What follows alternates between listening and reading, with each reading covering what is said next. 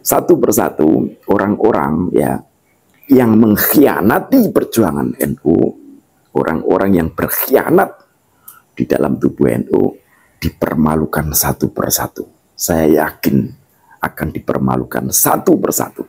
Orang-orang yang numpang urip ya, NU-nya bukan Nahdlatul Ulama, tapi numpang urip di situ, satu persatu akan dilucuti dan satu persatu aibnya akan dibukakan oleh Allah. Percayalah itu. Dan itu semuanya berdampak pasti nanti di NU. NU mana? NU akar rumput.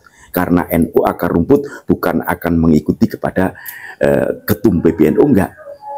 Pengurus NU ya itu cuma ngurusi aja, ngurusi organisasi, tapi dia tidak punya masa. Percayalah, yang punya masa siapa?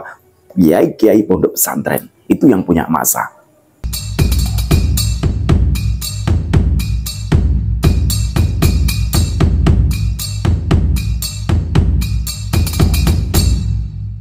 Assalamualaikum warahmatullahi wabarakatuh. Hamdan wa syukranillah ma ba'dah. Sahabat AR News, sahabat PWI, Perjuangan Wali Songo, Laskar Sabilah dimanapun berada, para penonton di seluruh Nusantara yang setia dengan channel ini, saya mengucapkan terima kasih. Semoga kalian sehat selalu, dipanjangkan dalam usia keberkahan kalian, dan juga diberikan kelancaran dalam segala urusan kebaikan kita semuanya. Amin Allahumma amin.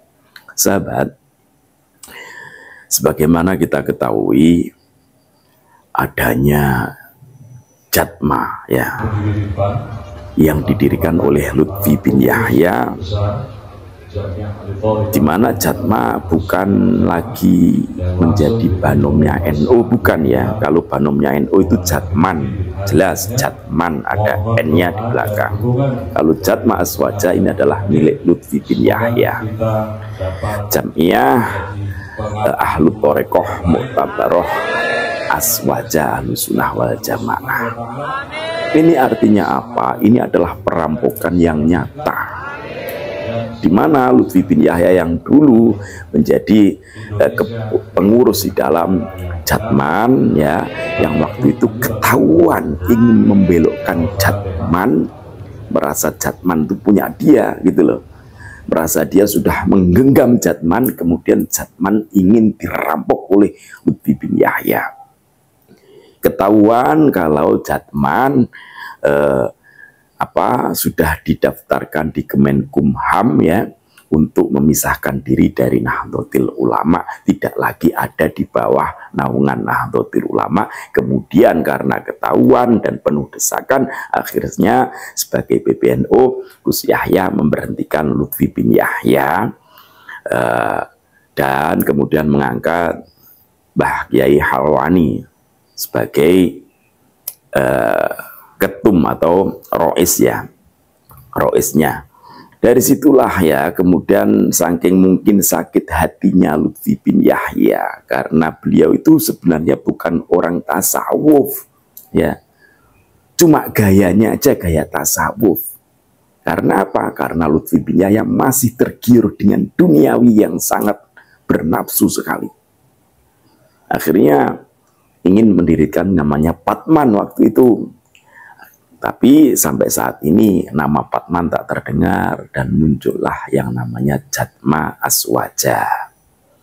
Ini suatu bentuk kecurangan dari Lutfi bin Yahya, di mana ketika Lutfi bin Yahya bernaung di NU, kemudian dikenal orang, banyak orang diberikan kepercayaan ya untuk menjadi rois ya di tubuh Jatman. Tapi kemudian setelah mendapatkan banyak pengaruh di situ, justru main-main macam-macam dengan NU. Dan sekarang momen itu dimanfaatkan oleh Lutfi bin Yahya untuk tetap menjadi rois ya, untuk menjadi ketua umumnya di dalam tubuhnya Jatma Aswaja. Dan saya rasa dari PBNU sendiri memang nggak ada keseriusan ya, nggak ada keseriusan menanggapi ini semuanya. Bahkan warga NU di sini jadi terpecah belah ya untuk torekohnya ya, jadi terpecah belah. Dan sifat-sifat inilah yang digunakan Lutfi bin Yahya. Dari sini kita tahu artinya Lutfi bin Yahya bukanlah orang yang ingin mengedepankan yang namanya kemaslahatan umat, enggak. tapi ego diri sendiri, karena dia memang ingin dimuliakan, ingin menjadi orang yang mulia dan dimuliakan, tanpa mengaku sebagai cucu Rasulullah, tanpa mengaku sebagai cucu Nabi, dan tanpa didampingi NU. Lutfi bin Yahya bukanlah apa-apa, nggak berarti apa-apa. Lutfi bin Yahya sama dengan orang biasa. Bahkan sekarang ya, mungkin inilah karomah yang ada pada NU ya. Satu persatu orang-orang ya yang mengkhianati perjuangan NU, orang-orang yang berkhianat di dalam tubuh NU, dipermalukan satu persatu. Saya yakin akan dipermalukan satu persatu. Orang-orang yang numpang urip ya, NU-nya bukan Nahdlatul Ulama, tapi numpang urip di situ, satu persatu akan dilucuti dan satu persatu aibnya akan dibukakan oleh Allah. Percayalah itu. Jadi dalam hal ini saya bukan benci ya kepada personnya, enggak, tapi saya jujur benci kepada kepengurusannya. Cara menata Nahdlatul Ulama adalah cara yang paling carut-marut di periode ini, di mana dipimpin oleh Gus Yahya dan juga Mbah Yai Miftahul Akhyar adalah kepengurusan terburuk sepanjang berdirinya sejarah NU. Dulu waktu ada Mbah Yai Said Agil Sirot, tidak. Mbah Yai Said Agil Sirot tidak mau berpolitik praktis ya.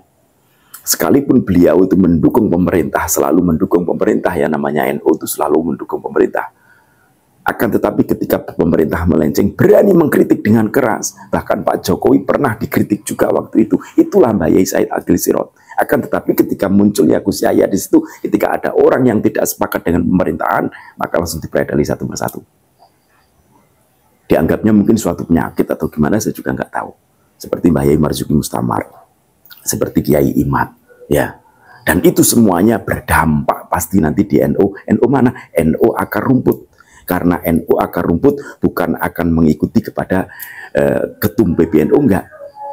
Pengurus NU ya itu cuma ngurusi aja, ngurusi organisasi, tapi dia tidak punya masa. Percayalah, yang punya masa siapa? Kiai-kiai pondok pesantren, itu yang punya masa.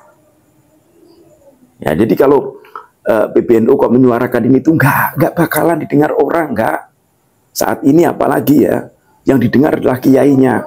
Contoh saja kemarin ya, waktu yang namanya penetapan 1 Ramadan aja, percaya kepada siapa? Kepada kiai-kiai pondok pesantren yang dipercaya, bukan kepada PBNU-nya. Orang sekarang semacam saya sebagai warga Nahdien akar rumput sudah krisis kepercayaan kepada para petinggi-petinggi NU saat ini. Apalagi Gus Ipul di situ, sama sekali nggak respon, sama sekali tidak mementingkan kepentingan Nahdien, akan tetapi lebih mementingkan kepada dunia politik.